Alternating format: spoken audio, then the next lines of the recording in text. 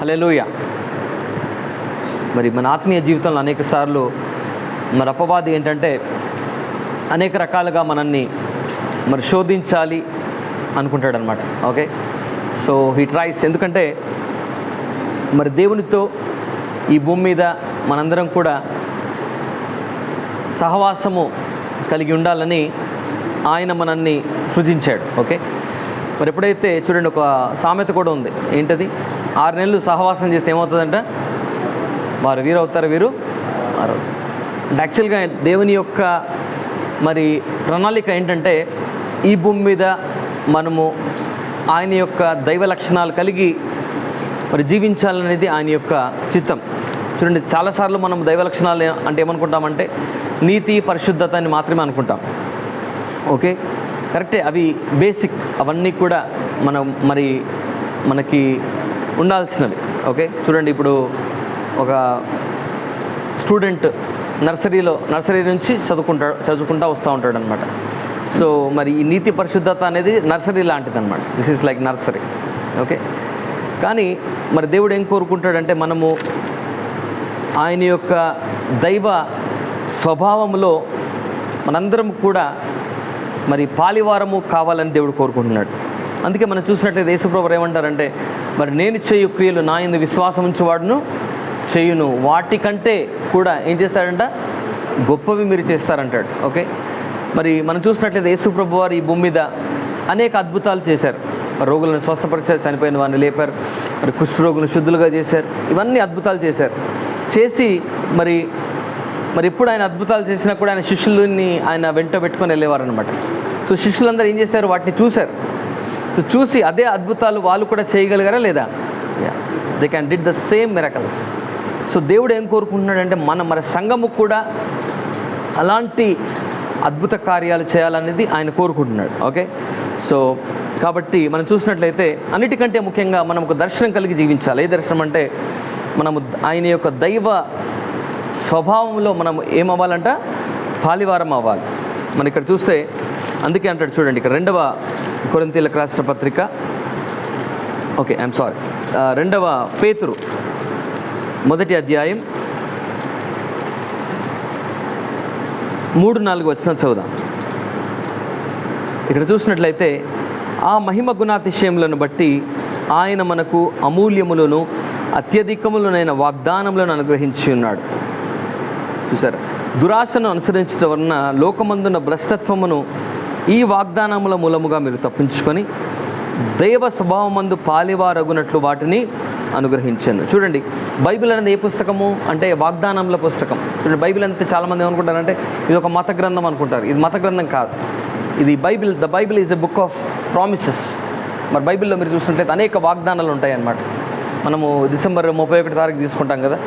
So చాలాసార్లు ఏమనుకుంటారంటే December 31కి ఇస్తారనుకుంటారు చాలామంది. కాదు, దేవుడు ప్రతిరోజు నీతో మాట్లాడడానికి సిద్ధంగా ఉన్నాడు.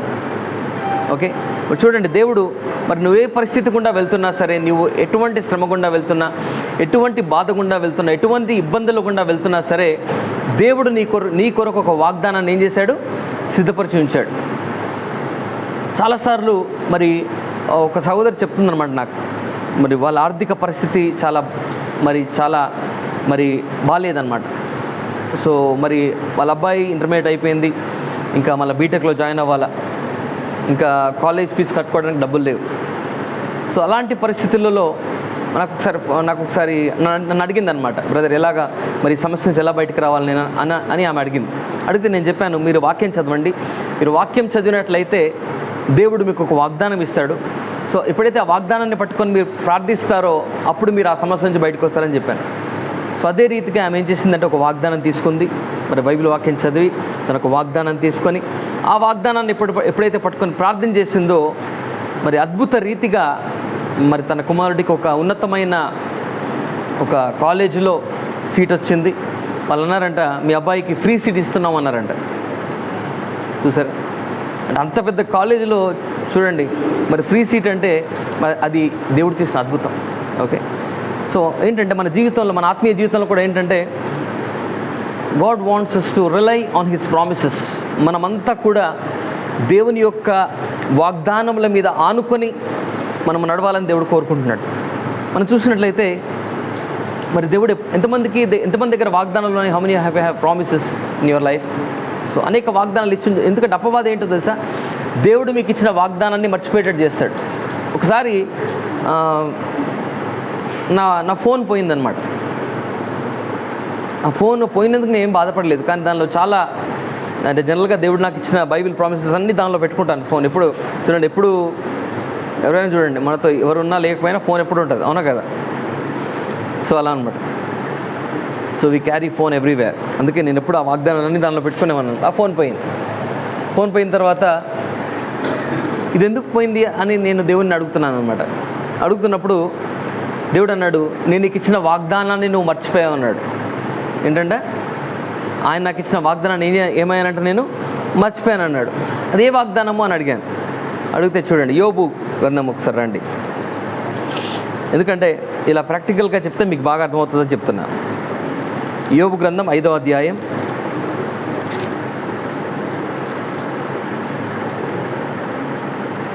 త్వరగా. సో ఈ మీటింగ్ త్వరగా ముగించుకొని మళ్ళీ ఇంకా ఆన్లైన్ మీటింగ్ ఉంటుంది, దానిలో నేను అటెండ్ అవ్వాలి. ఓకే, సో ఆన్లైన్ అటెండ్ అవ్వడం కాదు, అది నేనే హోస్ట్ చేస్తున్నాను. So I'm the conductor of that meeting. So అనేకులు జాయిన్ అవుతారు కనుక త్వరగా ముగించుకొని వెళ్ళాలి. రైట్, చూడండి యోబు గ్రంథం 5వ అధ్యాయం 24వ వచనం చూడండి. ఇక్కడ చూస్తే, నీ డేరా క్షేమ నివాసమని నీకు తెలిసి ఉండును, నీ ఇంటి వస్తువులను నీవు లెక్క చూడగా ఏదియూ పోయి ఉండదు. ఇక్కడ దేవుడు నాకు ఒక వాగ్దానం ఇచ్చాడు. ఇప్పుడు 2017లో ఇచ్చాడు. ఏమని? నీ ఇంటి వస్తువులను నీవు లెక్క చూడగా ఏదియూ పోయి ఉండదు అన్నాడు. మరి నా ఫోన్ 2020లో పోయింది. మరి ఎందుకు పోయింది అన్నప్పుడు, ఈ వాగ్దానం నువ్వు మర్చిపోయావు అంటున్నాడు. పక్కలు చెప్పండి, నువ్వు వాగ్దానం మర్చిపోయినందుకే నీకు సమస్య ఉందని చెప్పండి. నీకు ఒక సమస్య నీకు ఉందంటే దేనివల్ల ఉందంటే దేవుడికి ఇచ్చిన వాగ్దానం నువ్వు మర్చిపోయావు, అందుకే ఆ సమస్య నేను ఇబ్బంది పెడుతుంది.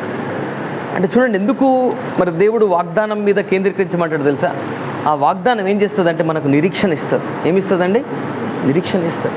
మరి ఇక్కడ చూసినట్లయితే అబ్రహాము కూడా చూడండి, మరి దేవుడు మరి అబ్రహాము 75 సంవత్సరాల వయసుతో ఉన్నప్పుడు దేవుడు తనకు వాగ్దానం ఇస్తాడు, నేను ఒక కుమారుడిని ఇస్తాను. ఇంకా చాలా ఆలస్యం జరుగుతూ ఉంటుంది, ఇంకా కుమారుడు పుట్టడు.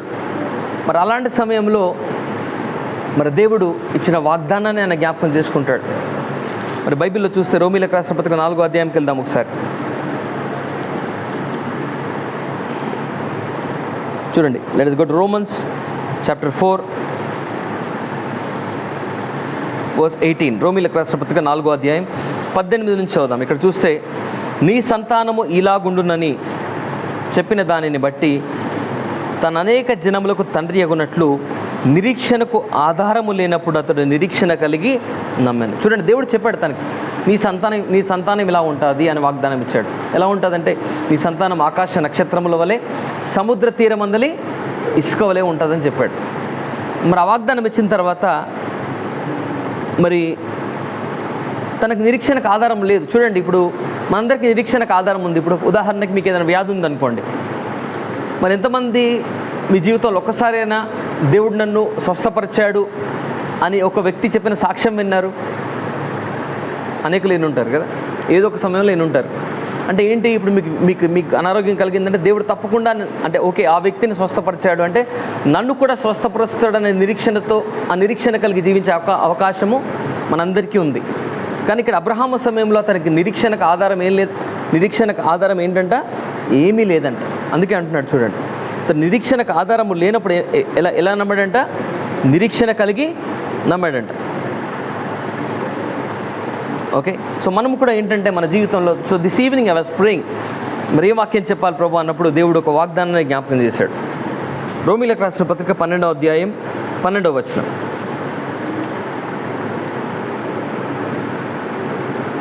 ఇక్కడ చూడండి, అందరూ చెప్పండి, నిరీక్షణ గలవారై సంతోషించుచు,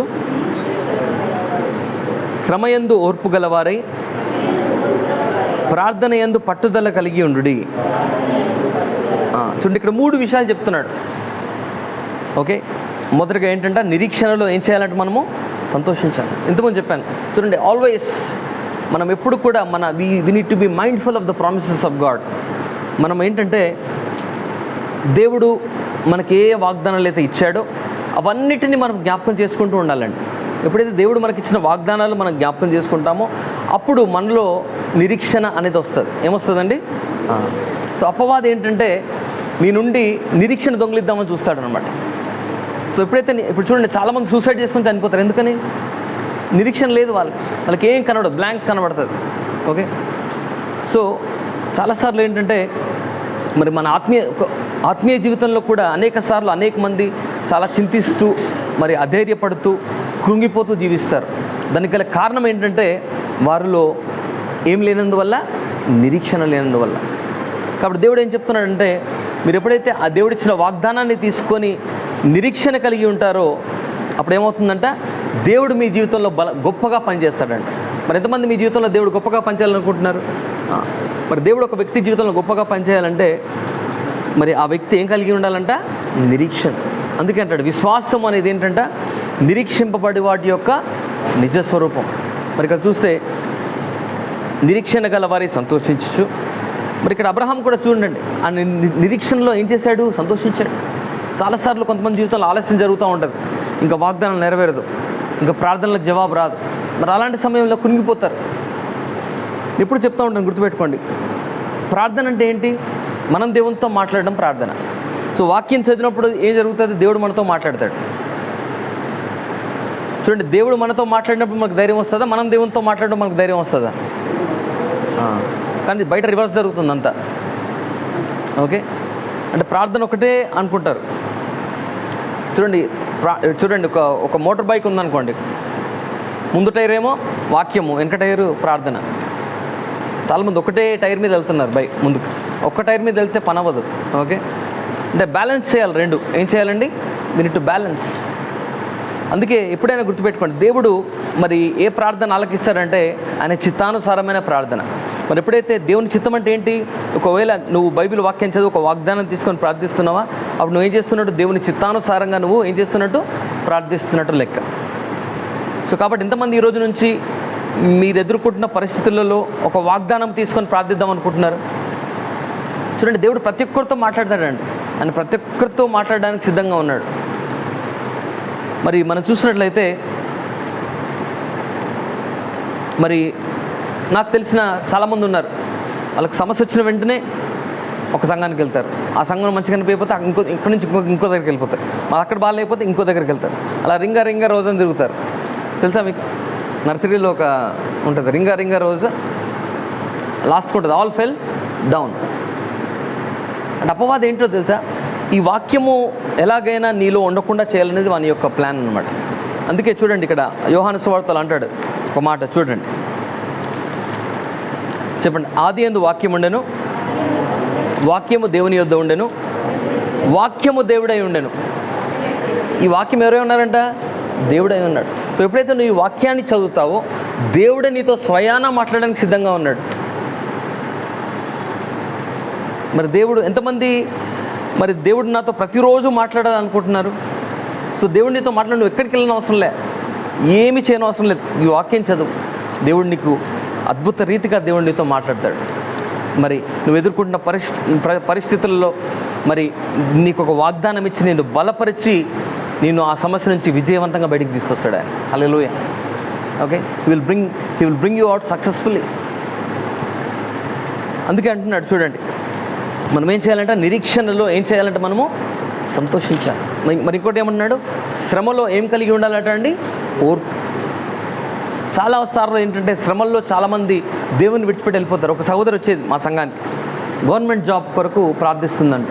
గవర్నమెంట్ జాబ్ ఎలాగైనా రావాలని ప్రార్థించింది. ఇంకా ఒక సంవత్సరము 2 సంవత్సరాలు ప్రార్థించింది, ఇంకా రాలేదు. ఇంకా కొంచెము శ్రమలు ఉన్నాయి వాళ్ళ ఇంట్లో. మరి ఆ శ్రమలను బట్టి ఇంకా దేవుడు ఎలాగైనా ప్రార్థన ఆలకించట్లేదు కదా అని చెప్పేసి దేవుని విడిచిపెట్టేసి వెళ్ళిపోయింది ఆమె. ఓకే, అంటే శ్రమలో ఏం కలిగి లేదు ఆమె? ఓర్పుతో లేదు. సో కాబట్టి మన జీవితంలో దేవుడు ఏమంటున్నాడంటే నువ్వు ఎటువంటి పరిస్థితుల్లో గుండా వెళ్తున్నా దేవుడు ఏమంటున్నాడంటే నువ్వు ఒక వాగ్దానం తీసుకొని ఏం చేయాలా? నిరీక్షణలో ఏం చేయాలా? సంతోషించాలా. శ్రమలో ఏం కలిగి ఉండాలా? ఓర్పు కలిగి ఉండాలి. ఇంకోటి ఏం చేయాలంట? ప్రార్థనలో ఎలాగ ఉండాలట అండి? పట్టుదల కలిగి ఉండాలి. మరి 3 చూడండి, this three are very powerful. Okay, మరి లేదు మరి నాకు నిరీక్షణ ఏమొద్దు, నేను ఒక ప్రార్థన ఒకటే చేస్తాను అంటే కాదు. ఓకే, లేదు నేను ఒక నిరీక్షణ ఒకటే కలిగి ఉంటాను, మరి ఓర్పు కలిగి ఉండనంటే కాదు. ఓకే ఓకే మరి ఒక ఓర్పు కలిగి ఉంటాను కానీ ఒక ప్రార్థన, ఒక నిరీక్షణ అనేది నాలో నేను ఉండకుండా చూసుకున్నానంటే కాదు. So you need to balance these 3 things. ఏం చేయాలా? నిరీక్షణలో ఏం చేయాలంట? సంతోషించాలా. శ్రమల్లో ఏం కలిగి ఉండాలా? ఓర్పు కలిగి ఉండాలా. ప్రార్థనలో ఏం కలిగి ఉండాలా? పట్టుదల కలిగి ఉండాలి. అంతే చెప్పండి. ఈరోజు నుంచి యేసయ్యా నేను నిరీక్షణలో సంతోషించే కృప దయచేయండి, శ్రమల్లో ఓర్పు కలిగి ప్రార్థనలో పట్టుదల కలిగి జీవించే కృప దయచేయమని ప్రార్థిస్తున్నాను తండ్రి. Amen. So God bless you. See you next week. Okay right. So ప్రార్థించుకుందాం, అందరం లేచి నిలబడదాం. కాబట్టి ఎంతమంది ఈరోజు నుంచి మరి నేను నా కుటుంబం మరి దేవుణ్ణి ఆశ్రయిస్తాము అనే ఆలోచన కలిగి నిలబడండి, ప్రార్థించుకుందాం. ఓకే చూడండి. ఓకే, ప్రార్థన అయిపోయిన తర్వాత సాక్ష్యం తీసుకుందాం. Okay right right. Thank you Jesus. So ఈ 3 విషయాలు దేవుడు నాకు చెప్పమని చెప్పాడు, అందుకే నేను ఎక్కువ టైం తీసుకోవట్లేదు ఈరోజు. సో కాబట్టి ఈ 3 విషయాలు అంతే చెప్పండి. యేసయ్యా నీ వాక్యం ద్వారా నాకు సెలవిచ్చిన నిరీక్షణ గల వారమై సంతోషించమన్నావు, శ్రమల్లో ఓర్పు కలిగి ఉండమన్నావు, ప్రార్థనలో పట్టుదల కలిగి ఉండమన్నావు. యేసయ్యా ఈ 3 కలిగి నేను జీవించే కృప దయచేయమని యేసు నామమున ఈ ప్రార్థన అడిగి వేడుకుంటున్నాను తండ్రి. ఆమెన్. ఓకే.